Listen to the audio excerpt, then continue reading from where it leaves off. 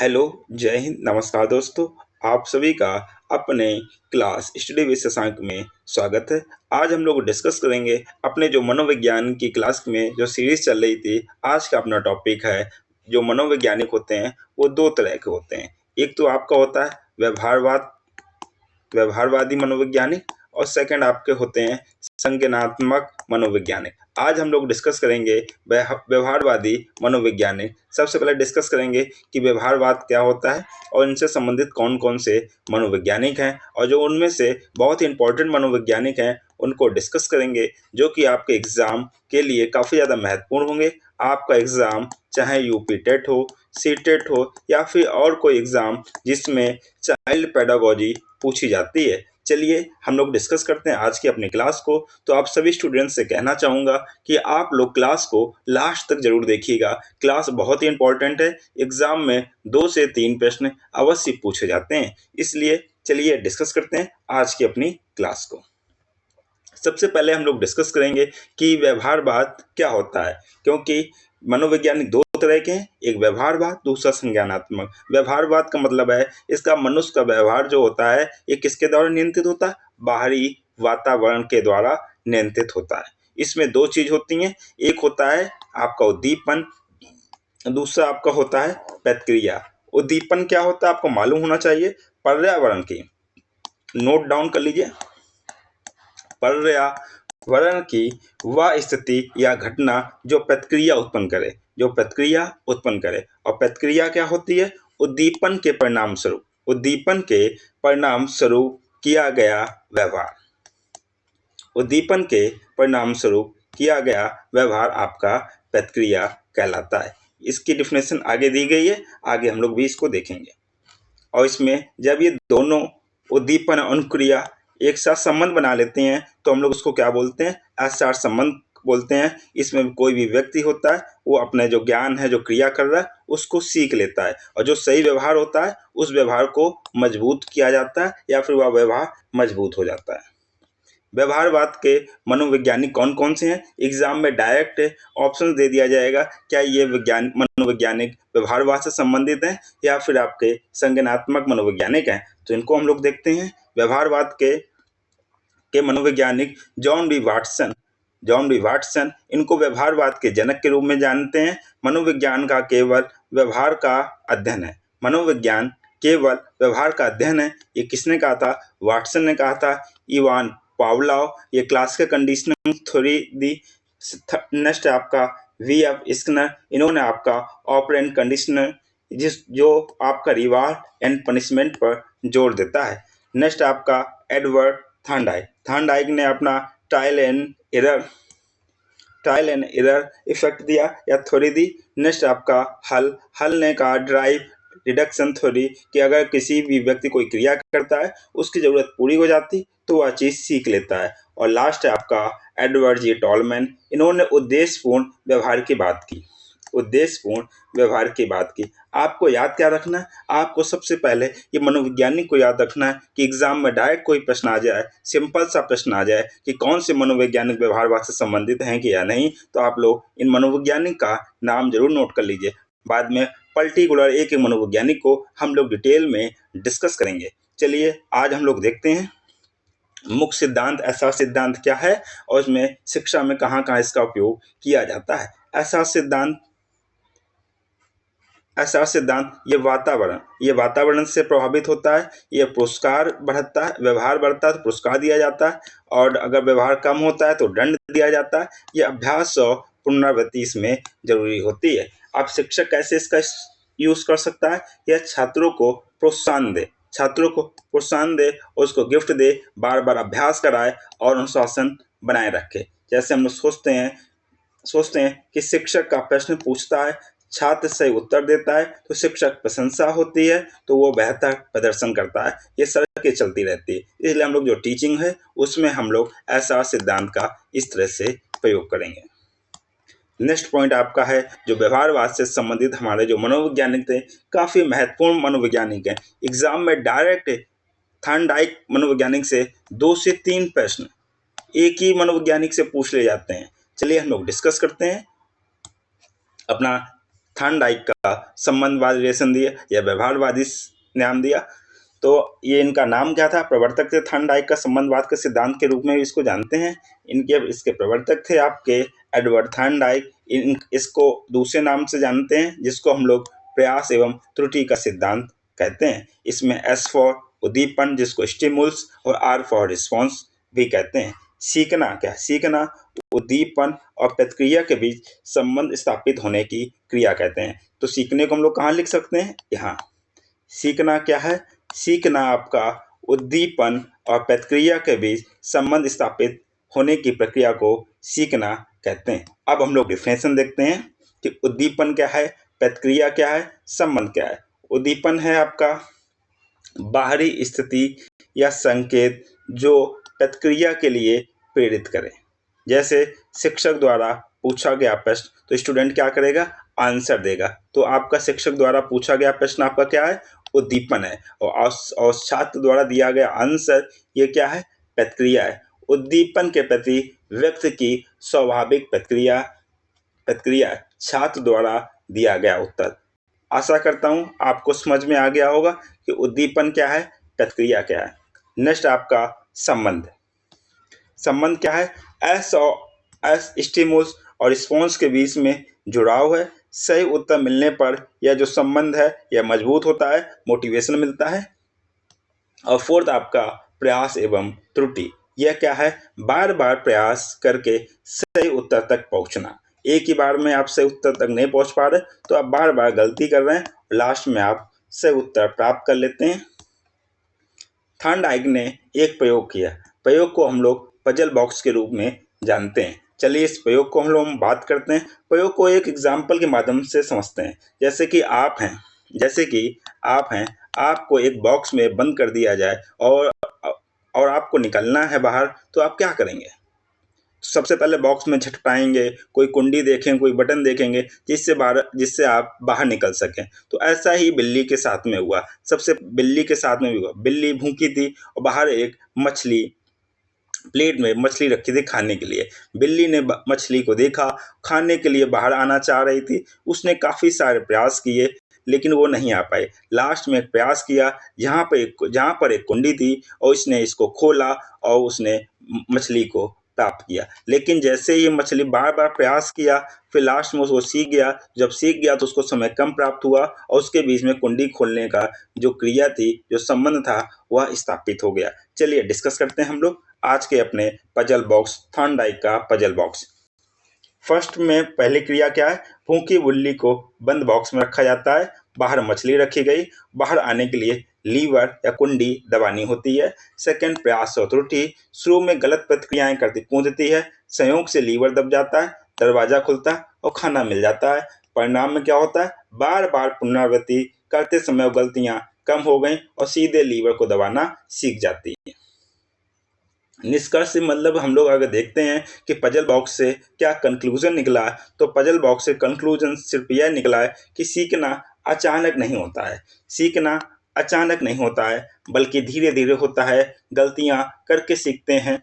अब अधिगम की प्रक्रिया किससे होकर गुजरती है, इसके विषय में भी हम लोग डिस्कस करते हैं। अधिगम की प्रक्रिया में यह महत्वपूर्ण चरण है।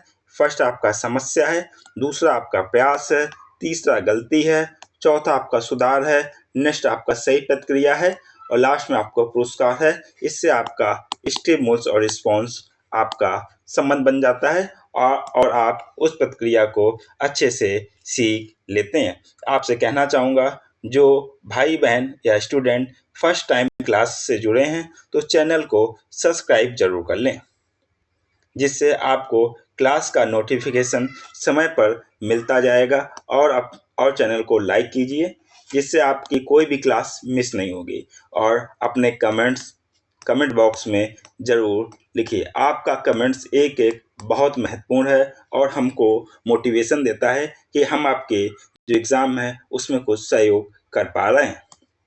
चलिए जो ये चरण है इनको हम लोग अच्छे से देखते हैं। चरण में सबसे पहले क्या है? समस्या। सीखने की जो शुरुआत होती है वो हमारी कैसी होती है? समस्या। जैसे बिल्ली पिंजरे के अंदर बंद है, जो एक समस्या है बाहर निकलने की। तो सीखने की शुरुआत क्या होती है? समस्या से होती है। फिर बिल्ली क्या करती है? पिंजरे के अंदर बार बार प्रयास करती है, फिर और प्रयास करती है तो उसमें एक बार में कुंडी नहीं खुलती है, तो बार बार उससे गलतियां होती हैं, फिर उसमें सुधार आता, कुंडी खुलती है, फिर वह सही प्रतिक्रिया एक ही बार में कुंडी खोलना सीख जाती है, जिसको हम लोग सही प्रतिक्रिया कहते हैं। फिर उसके बाद पुरस्कार या खाना मिलता है। तो ये आपका लास्ट, ये आपके निम्न चरणों से होकर आपके अधिगम गुजरता है। सर फर्स्ट समस्या होगी, उसके लिए आप प्रयास करेंगे तो पहली बार में सफलता नहीं मिलेगी, कुछ गलतियां होंगी, गलतियों से आप लोग सीखेंगे तो उससे सुधार होगा तो आप सही प्रक्रिया को एक ही बार में कर लेंगे, जिसके कारण आप जो चाह रहे हैं, जो पुरस्कार के रूप में आपको प्राप्त हो जाएगा। नेक्स्ट पॉइंट आपका है अधिगम के या लर्निंग के कुछ नियम है जो थॉर्नडाइक ने दिए। थॉर्नडाइक ने अपने नियम कैसे दिए? थॉर्नडाइक ने अपने 3 मुख्य नियम दिए और आपके गौण नियम दिए। अब हम लोग क्या सीखेंगे? थॉर्नडाइक के जो मुख्य 3 नियम हैं इनके विषय में सीखेंगे और जो गौण नियम दिए हैं उनके विषय में सीखेंगे। गौण को हम लोग निम्न बोलते हैं, नहीं तो काफ़ी स्टूडेंट्स भ्रमित हो जाएंगे गौण क्या है, मुख्य क्या। गौण को हम लोग निम्न नियम के रूप में भी जानते हैं।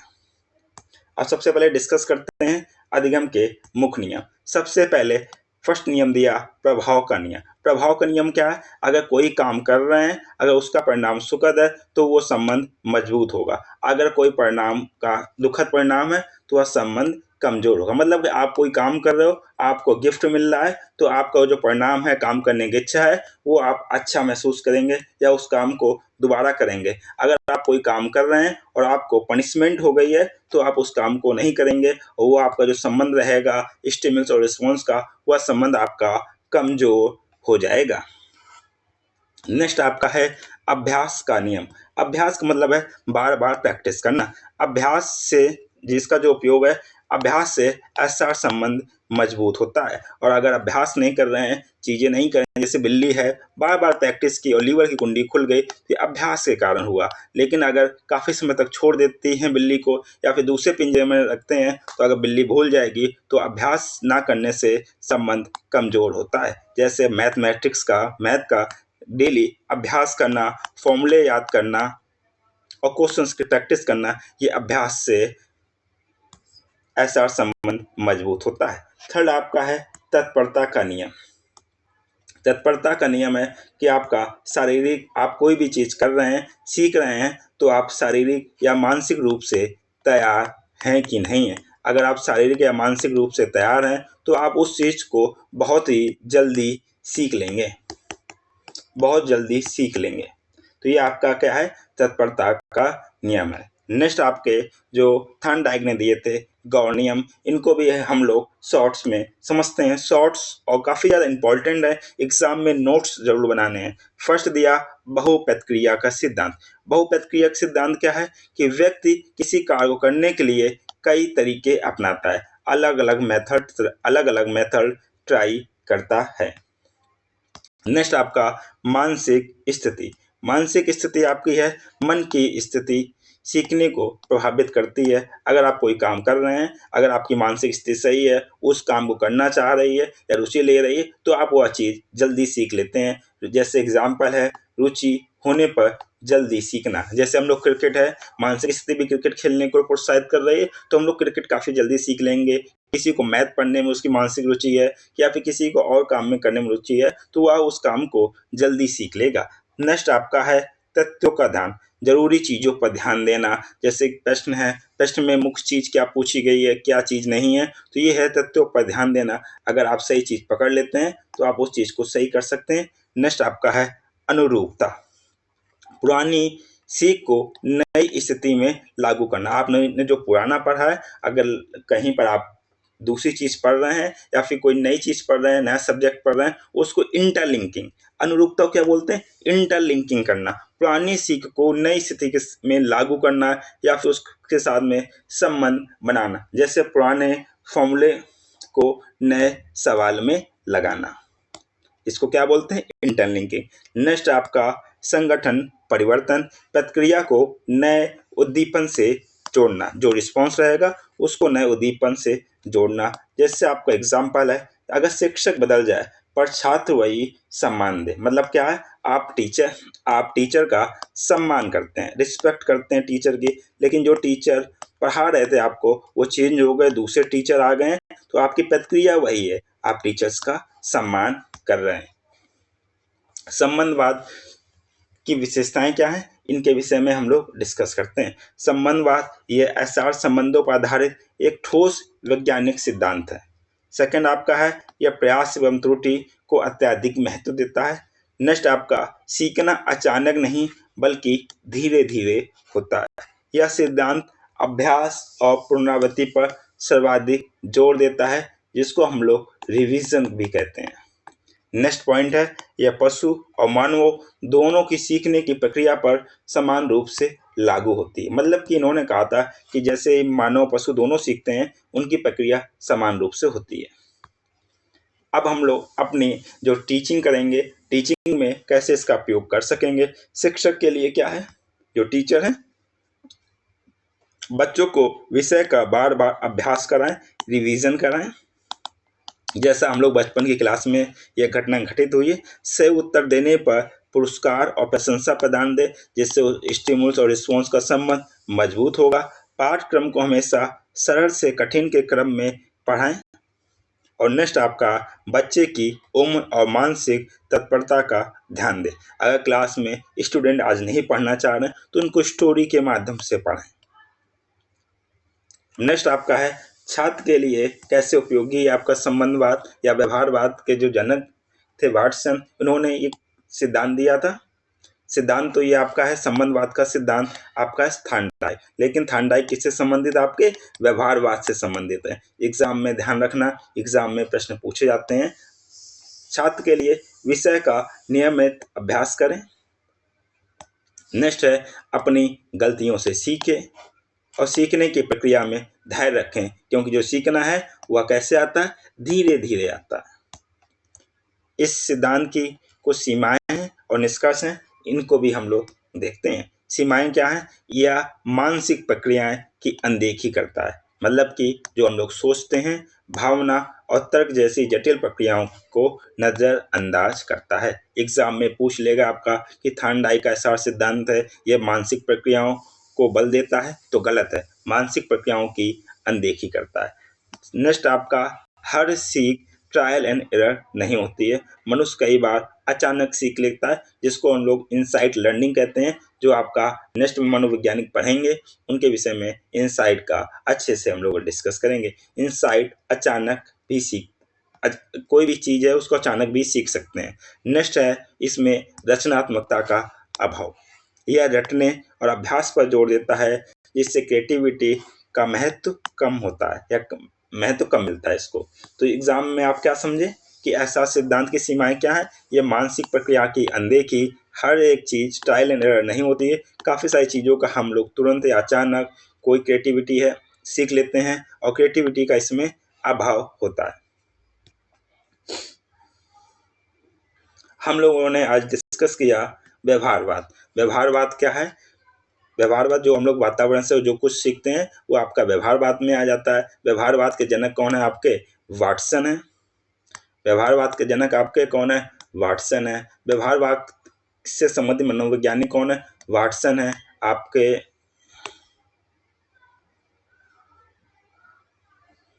व्यवहारवाद के आपके जनक वाटसन है। वाटसन के बाद में हम लोग बात कर रहे थे व्यवहारवाद के जनक वाटसन, और उसके बाद में थार्नडाइक, पावलोव, ये आपके स्किनर, ये आपके व्यवहारवाद से संबंधित मनोवैज्ञानिक हैं।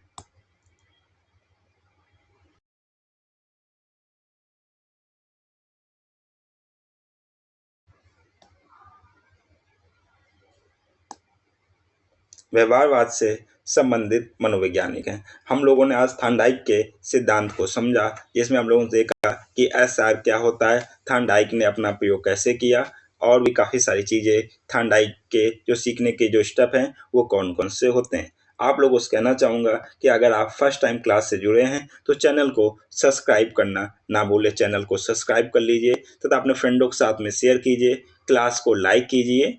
तथा आप लोग टेलीग्राम चैनल से जुड़ना चाह रहे हैं तो डिस्क्रिप्शन में टेलीग्राम की लिंक है, वहाँ पर आप टेलीग्राम चैनल से जुड़ सकते हैं। इसी के साथ में आपसे मुलाकात होगी नए क्लास में। तब तक के लिए आप लोग स्वस्थ रहिए, मस्त रहिए। जय हिंद।